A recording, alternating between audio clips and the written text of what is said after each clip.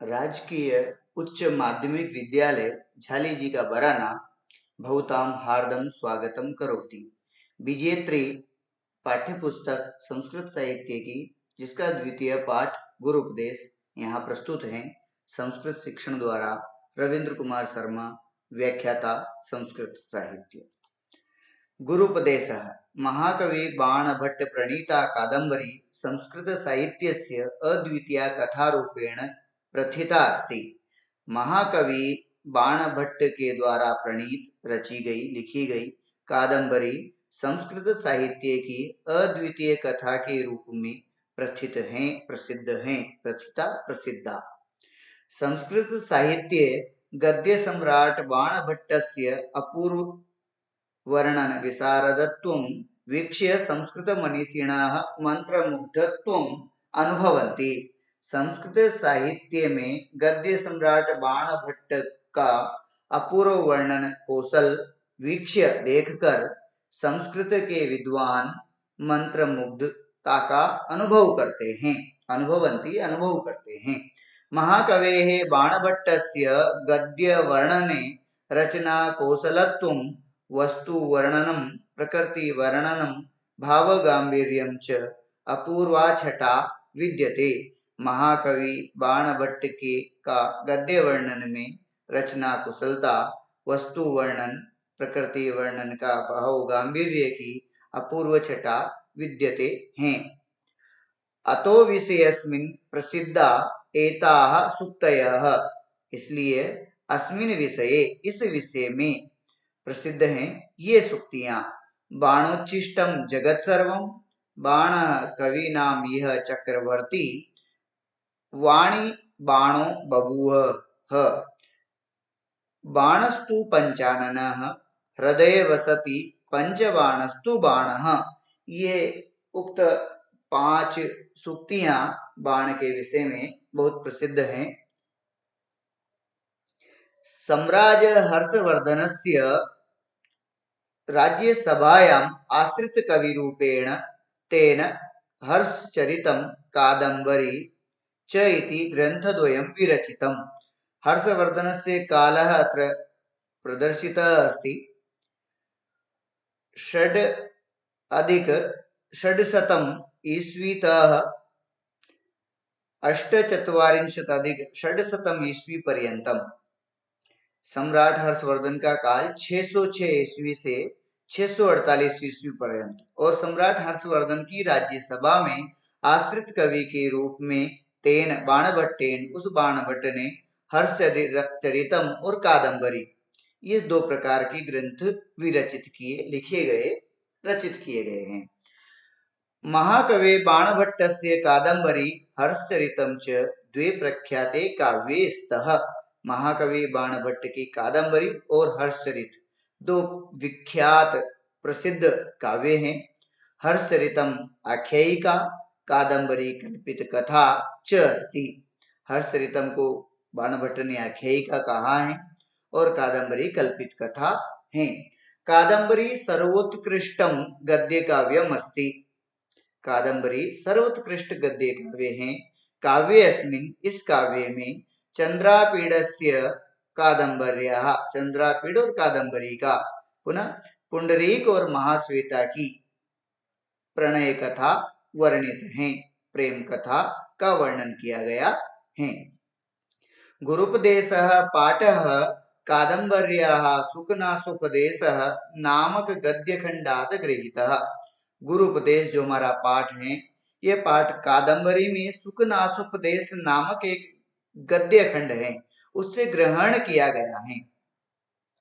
अस्मिन् खंडे, इस खंड में राजकुमार चंद्रापीड, राजकुमारः चंद्रापीडः गुरु आश्रमे, गुरु के आश्रम में ब्रह्मचर्य अवस्था को समाप्त करके, अर्थात स्नातक होकर के विद्या प्राप्ति की जो 25 वर्षीय अवस्था है उसको समाप्त करके पिता तारापीडस्य राजप्रसादे पुनरागतः, पिता तारापीड के राजप्रसाद में फिर से आ जाते हैं। राज्ञः तारापीडस्य महामंत्री सुकनासः सत्व शौर्य आर्जव भाव संपन्नम तम चंद्रापीडम अधिकतरम गुणातिशायी कर्तुम बहु विविध प्रकारै उपदिशति। राजा तारापीड़ का महामंत्री सुकनास सत्व, शौर्य और अकुटिलता, सीधापन आदि भावों से संपन्न उस चंद्रापीड़ को अधिक गुणों वाला गुण संपन्न करने के लिए बहुत विविध प्रकार के उपदेश देता है। कौन उपदेश देता है? सुकनास। सुकनास कौन है? तारापीड़ का महामंत्री, वो उपदेश देता है। अस्मिन प्रसंगे, इस प्रसंग में सर्वप्रथम सबसे पहले सगुरुपदेशस्य महत्वं प्रतिपादयति। वह कौन? सुकनास। वह सुकनास सबसे पहले गुरु के उपदेश के महत्व का प्रतिपादन करते हैं। वस्तुतः गुरोः ज्ञानम अमूल्यम भवति। वास्तविकता यह है कि गुरु का ज्ञान तो अमूल्य होता है। यह शिष्य गुरुकुले निवसन भक्ति भावेन विद्याध्ययनम करोति।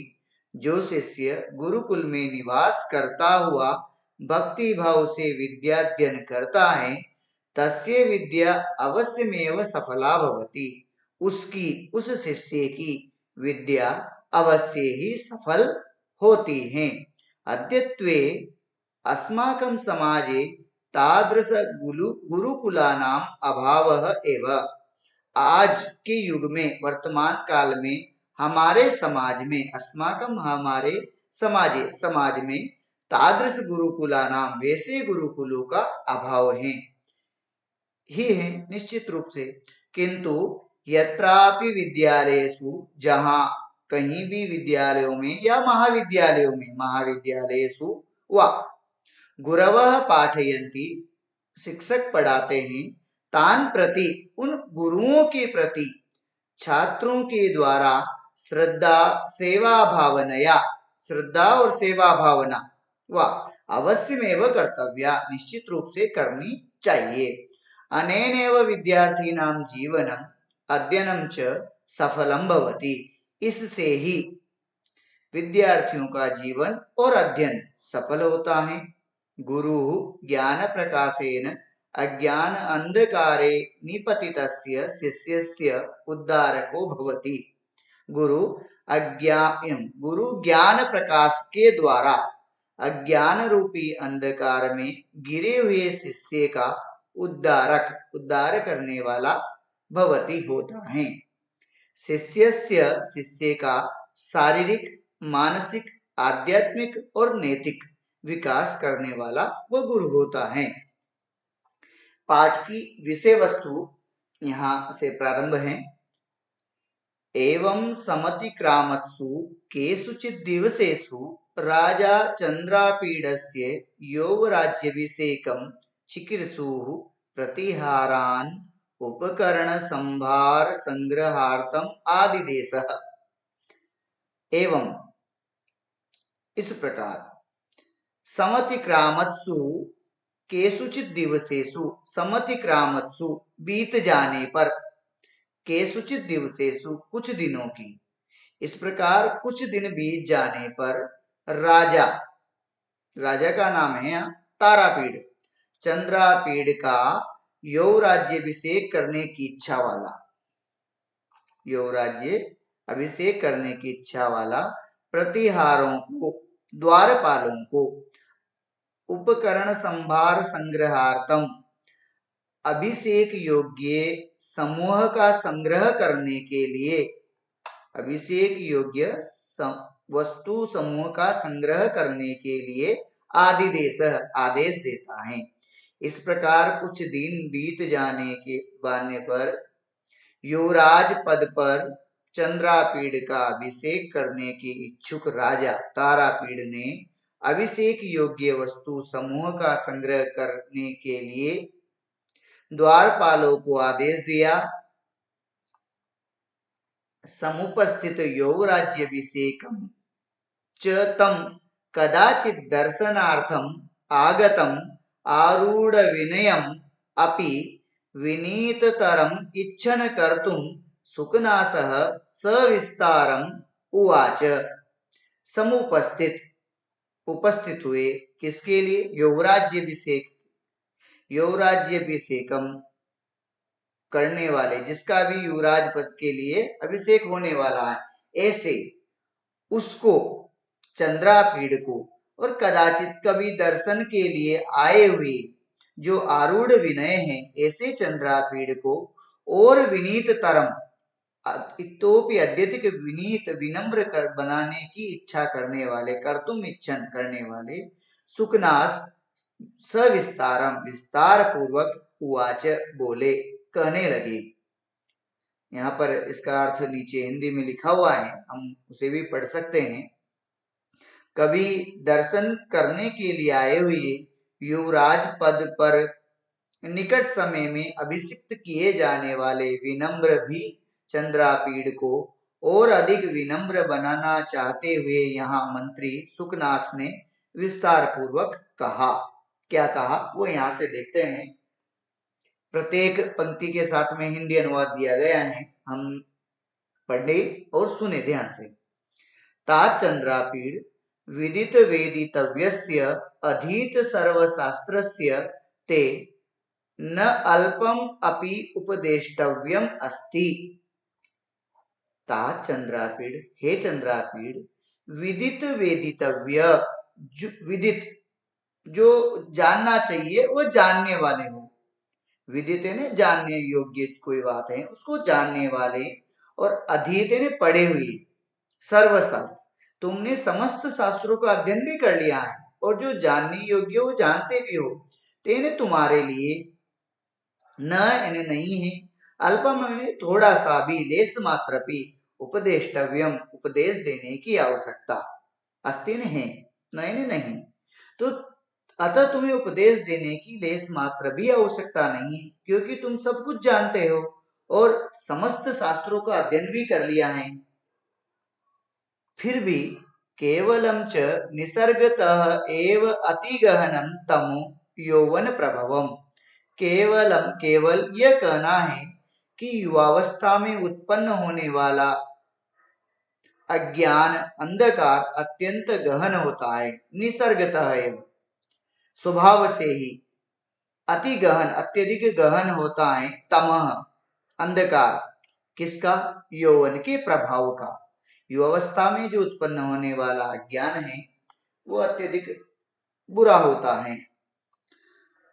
अपरिणामोपसम दारुणो लक्ष्मी मदः, अपरिणामोपसम, वृद्धावस्था में भी शांत नहीं होने वाला और दारुण दुख देने वाला, भयंकर दुख देने वाला होता है लक्ष्मी का मद। ऐश्वर्य से उत्पन्न होने वाला मद, लक्ष्मी मद, गर्व भी बहुत भयानक होता है, तथा यह वृद्धावस्था में भी शांत नहीं होता। कष्टम, कष्टदायक है। परमेश्वर्यातिमिरांधत्वम अति तीव्रो दर्प दाह ज्वरोस्मा विषमो विषय विषास्वाद मोह। कष्टम परम ऐश्वर्य तिमिर अंधत्वम अति तीव्र दर्प दाह, क्षम्यतां, दाह ज्वरोस्मा विषमो विषय विष आस्वाद मोह। कष्टदायक है ऐश्वर्य रतोदी, ऐश्वर्य रूपी रतोदी रोग से उत्पन्न अंधत्व, अंधापन, और अत्यंत तीव्र, अति तीव्र घमंड रूपी दर्पदाह ज्वर, दर्पदाह दाह ज्वर की, ज्वर से उत्पन्न गर्मी, ज्वर की उष्मा गर्मी, और अत्यंत विषम रूप रसादि विषयों के भोग से उत्पन्न मोह। विषम, विषम अत्यधिक विषम, विषय विष आस्वाद मोह, रसादि विषयों के भोग से उत्पन्न मोह।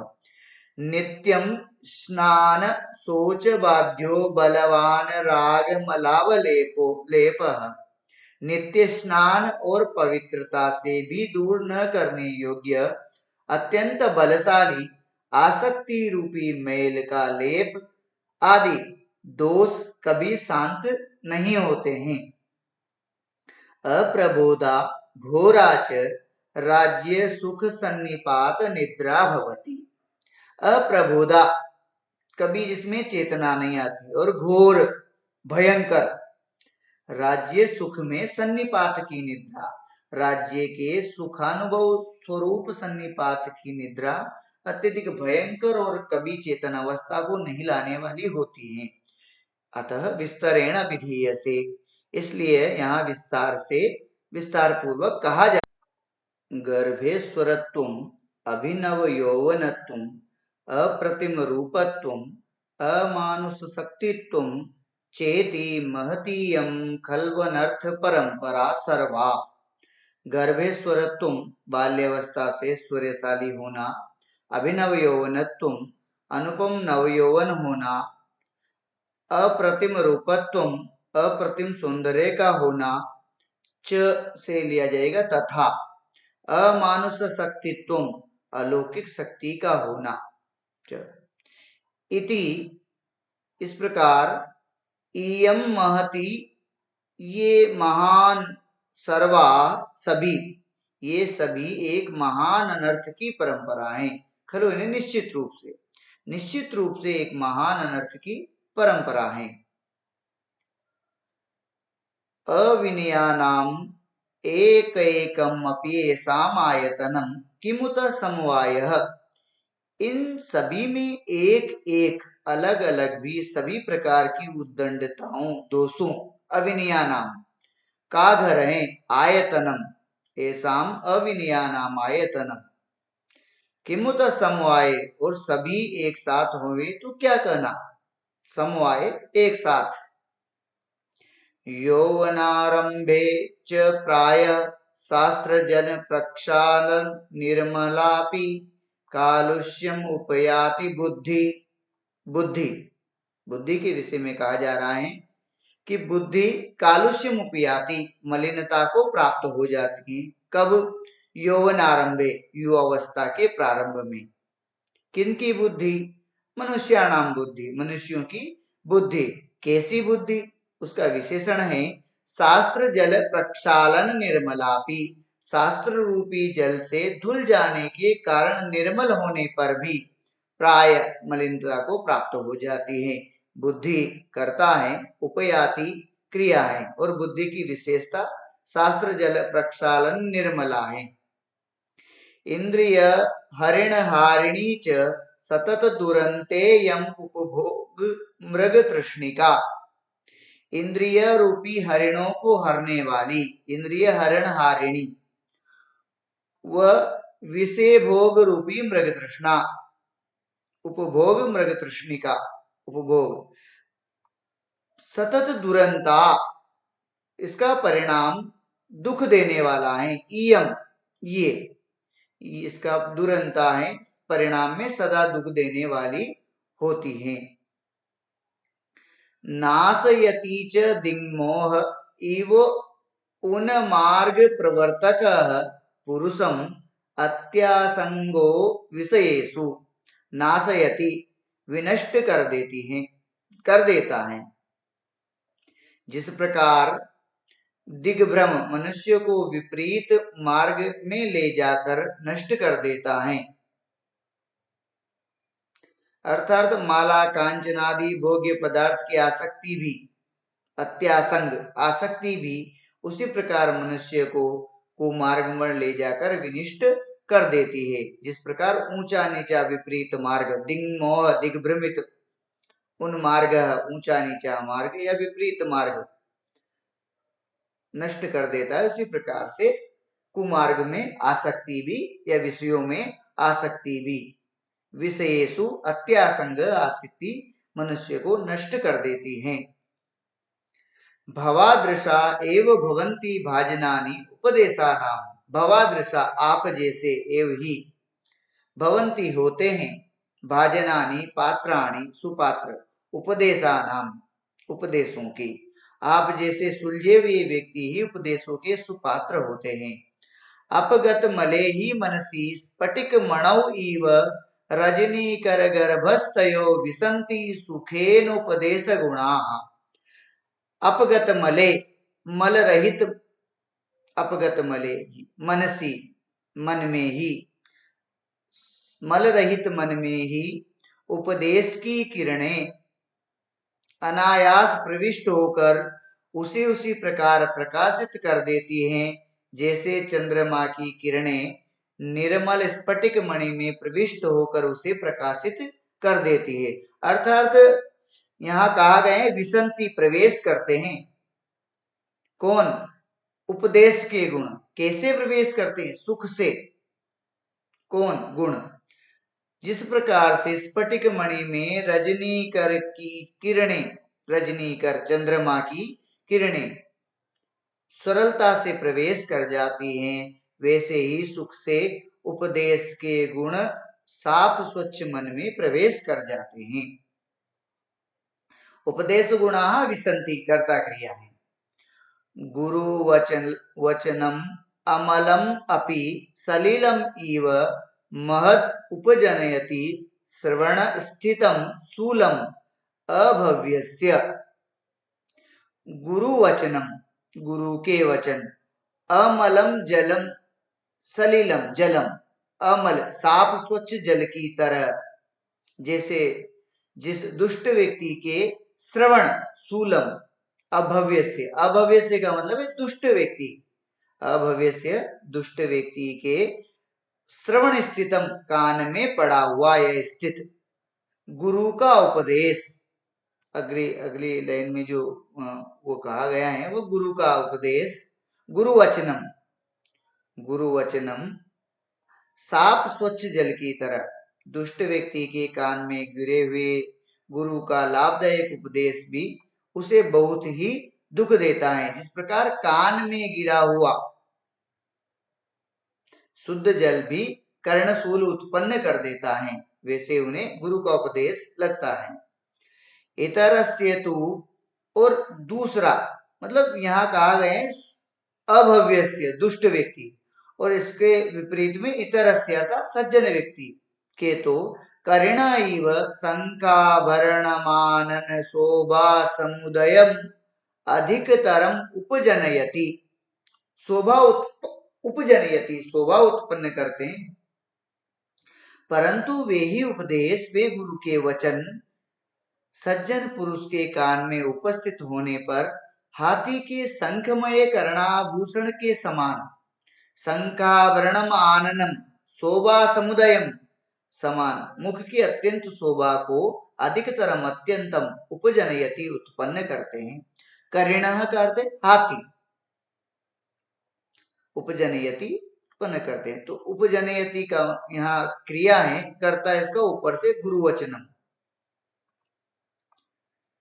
हरति अति मलिनम अंधकारम इव दोष जातम प्रदोष समय निशाकर इव। सायकाल का चंद्रमा प्रदोष समय का निशाकर जिस प्रकार अत्यंत गहन अंधकार को भी दूर कर देता है, उसी प्रकार से गुरु का उपदेश हरति अति मलिनम अंधकारम, हर लेता है। कौन? चंद्रमा। सायकाल का चंद्रमा प्रदोष समय का निशाकर अत्यधिक गहन अंधकार को भी हर लेता है, उसी प्रकार दोष जातम, दोषों के समूह को गुरु के उपदेश हर लेते हैं। गुरुपदेश प्रसम हेतुर्वय परिणाम एव फलित रूपेण शिरसिज जालम अमलीकुर्वन् गुण रूपेण तदेव परिणमयति। उसी प्रकार गुरु का उपदेश संपूर्ण दोषों को नष्ट कर देता है।